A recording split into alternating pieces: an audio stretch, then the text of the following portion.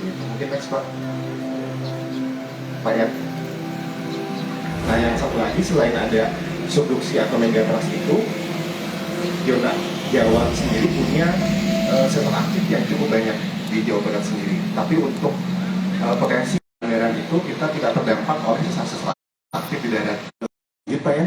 Nah yang tadi saya ceritakan, untuk daerah Jawa Barat akan terdampak oleh zona megatrust yang ada di West Central Java 8,7 kilo. Sedangkan untuk yang daerah Jawa Timur hingga Bali Nusa Tenggara adalah megatrust di Java 4,7 skala.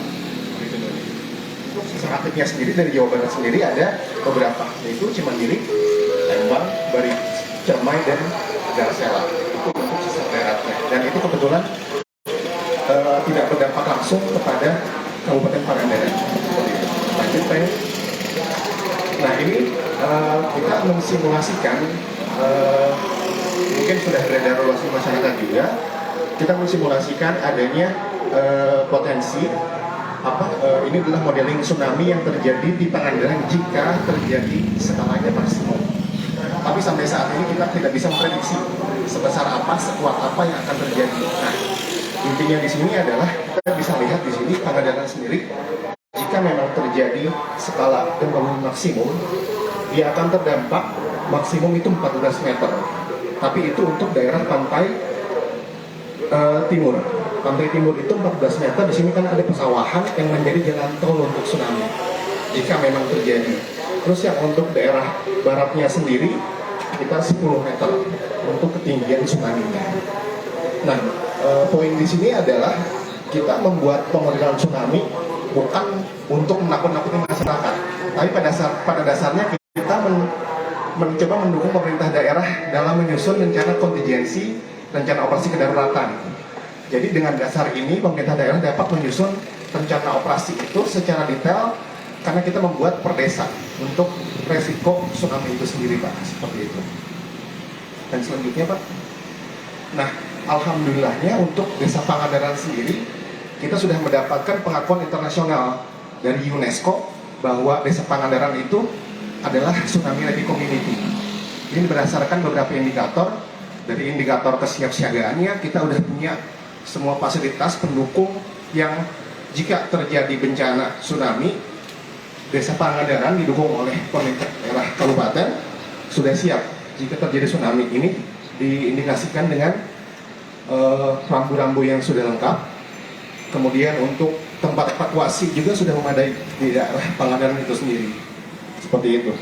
Ini kebetulan baru di announce-nya sekitar 21 Desember kemarin Pak. Jadi alhamdulillah kita sudah dapat pengakuan secara internasional untuk desa Pangandaran. Lanjut Pak Yan.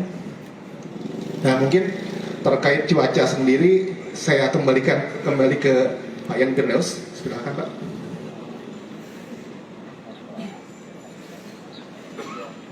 Terima kasih Bunya. Nah ini mungkin singkat saja terkait dengan cuaca. Kami sudah melakukan pemodelan perakiraan cuaca yang berlaku hingga tanggal 3 Januari 2023. Kita bisa melihat bahwa untuk wilayah Pangandaran pada tanggal hari ini hingga tanggal 31 potensinya hanya hujan ringan hingga sedang. Jadi untuk cuaca tidak perlu untuk dikhawatirkan seperti untuk wilayah Jabodetabek. Kalau di Jabodetabek kita bisa melihat kondisinya pada tanggal 30 dan tanggal 2 hari ini hingga besok kemungkinan akan sangat buruk. Ya, next. Nah mungkin terakhir yang penting tidak kalah pentingnya adalah potensi ketinggian gelombang ya, mulai hari ini hingga tanggal 1 Januari 2023 ketinggian maksimum yang saya maksud di sini adalah bisa mencapai antara 3,5 meter hingga 5 meter atau pada kategori sangat tinggi ya. Nah ini yang sebetulnya bukan hal yang baru ya. Setiap akhir tahun memang ketinggian gelombang di wilayah selatan Jawa Barat pasti segini gitu. Jadi sebetulnya dari tahun ke tahun ini adalah hal yang wajar gitu ya, karena ini berkaitan dengan dinamika atmosfer yang ada di wilayah Jawa Barat.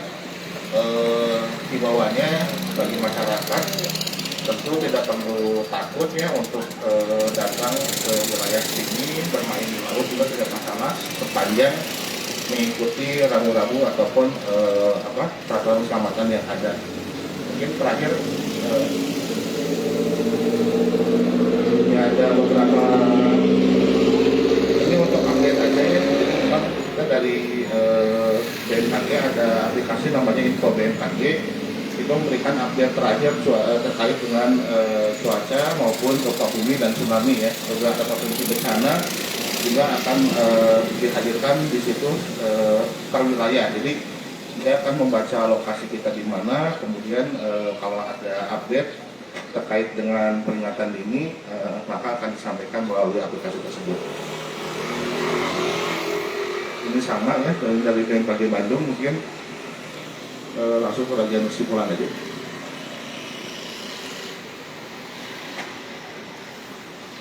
Ya ini pertama poin pertama tadi sebagaimana disampaikan oleh Pak Sandi, gempa bumi itu belum dapat diprediksi hingga saat ini ya. Teknologi maupun secara pengetahuan di dunia ini belum ada yang dapat melakukan prediksi gempa bumi. Kemudian pemodelan tsunami yang tadi dipetakan itu berdasarkan data dari Pusat Studi Gempa Nasional yang kemudian dipetakan untuk wilayah Pangandaran. Nah, untuk pemodelan tsunami sendiri tinggi maksimumnya dapat mencapai kurang lebih 14 meter ya untuk wilayah Pangandaran. Kemudian untuk perkiraan cuaca dengan potensi hujannya maksimal sedang hingga lebat ya, itu hanya untuk sebagian wilayah, tapi sisanya tadi seperti kita lihat dalam peta adalah ringan hingga sedang. Karena potensi hujannya mencapai 5 meter dan itu bisa mencapai berlangsung hingga tanggal 1 Januari 2023. Nah, tujuan utama dari pemodelan ini baik bahaya gempa, tsunami dan cuaca adalah untuk dua ya, sasaran yang pertama untuk pemerintah daerah dan stakeholder terkait sehingga dapat mengambil tindakan yang lebih terukur ya, dan kedua untuk masyarakat supaya dapat meningkatkan kewaspadaannya ketika berada dimanapun, bukan hanya di. Terima kasih sudah nonton, jangan lupa like, subscribe, dan share ya.